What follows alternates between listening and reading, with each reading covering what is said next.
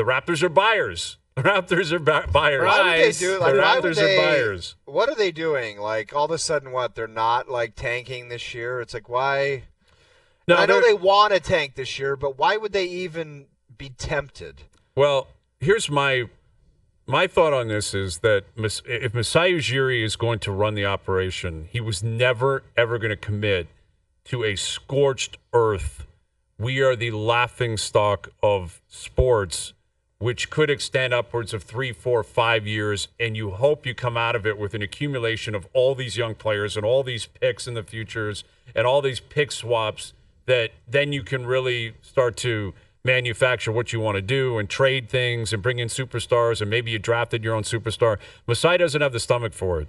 Like he said at the start of this year, they're in the rebuilding process. He's never going to say we're tanking. And no one can or will, or they'd get fined. Like Adam Silver would not allow an executive to come out and say we're admittedly tanking. But I think Masai just doesn't have the patience for it. And he wants to expedite the process. And the question is, what is the goal? Like, is the goal to be competitive again, or is it to win a championship? Because you can be competitive with the acquisition of Jakob Poeltl and Brandon Ingram if he's healthy and playing. You're a better team. Ingram's a guy that's a lot of fun to watch. He's a pure scorer. But he's hurt a lot. He's never been in a winning situation. He doesn't defend great. Like, there's ups and downs to him, and you have to pay him immediately. It's a lot like Quickly last year. They're going to acquire him and then immediately pay him and not even know if he fits. Does Quickly even play anymore? Well, Quickly's hurt all the time. He's played like 12 games this year. Yeah, and that's the thing. Like, I think anyone that tracks the NBA or is a fan of the NBA, you've had to adjust the way you view every player because everyone's hurt all the time. Yes. And they're doing just load management more than ever. And they're before. still hurt. I wonder if there's a fear factor with Masai. And you had, like that's one way of spinning it. I wonder if it's like if you run an operation like the Raptors where, in a way it's almost like the Blue Jays where you try and go after free agents. You want to throw some money around. It's just hard to recruit those guys.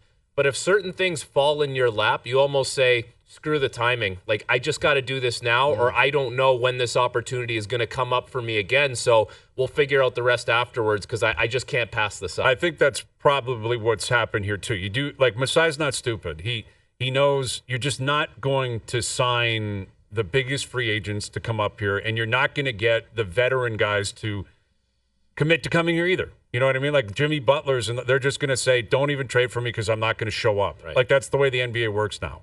The players have the power to be like, don't do it because I won't show up, or I'm not going to sign with you. So here, what clearly has happened is they've acquired Ingram, and it sure sounds like they've worked with his reps, and he's going to sign an extension. So they've got a guy, and he's 27. He's uber talented. He's a blast to watch play when he plays, and I think that may have been it. That he's not looking at this linear timeline. That he's trying to accumulate as much talent as he can, whichever possible way he can. Which you can't blame anybody for. Exactly. Yeah. And that's what they're doing here. Yeah. That's what he's trying to do. And whether it's going to work or not, I'm not convinced it will. I'm not sure Masai believes it's going to work in terms of them competing for a championship down the road. But are they going to be better, more fun to watch, back into a play-in or maybe a playoff team? Yeah, that's possible next year. I'm not sure, like, the Raptors, if we ever go into a season saying the Raptors are absolutely a championship contender, I'm not sure that's in the cards for a long time. It's one of those things, like, how are you going to build a team, with all the restrictions or all the roadblocks that we just talked about? Yeah. You're always going to be known as they're competitive. They're just never going to be that runaway team.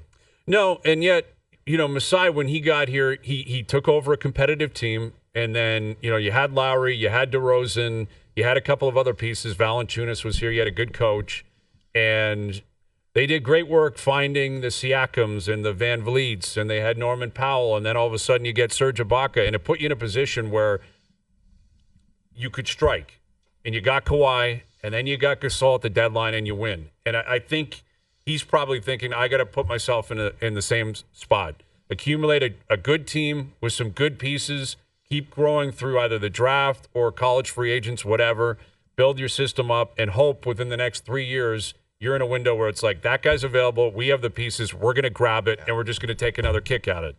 And that's it. And that's all you can ask for. And that's the thing. It'll have a quick expiration date. Yeah. You got to strike while the iron's hot. And that's everything's a quick expiration date. I guess think in the that one league. thing we can take from the last month, whether it be the Colorado Avalanche or Jimmy Butler or Phoenix wanting to move off of KD or Jimmy Butler going to there's no loyalty in pro sports. Like, can we just come to that conclusion, man? Myles Garrett in Cleveland, it's like the team either wants to gas a guy or a player wants the hell out of somewhere, man. And it's everywhere, and a lot of it doesn't become public. There is zero loyalty.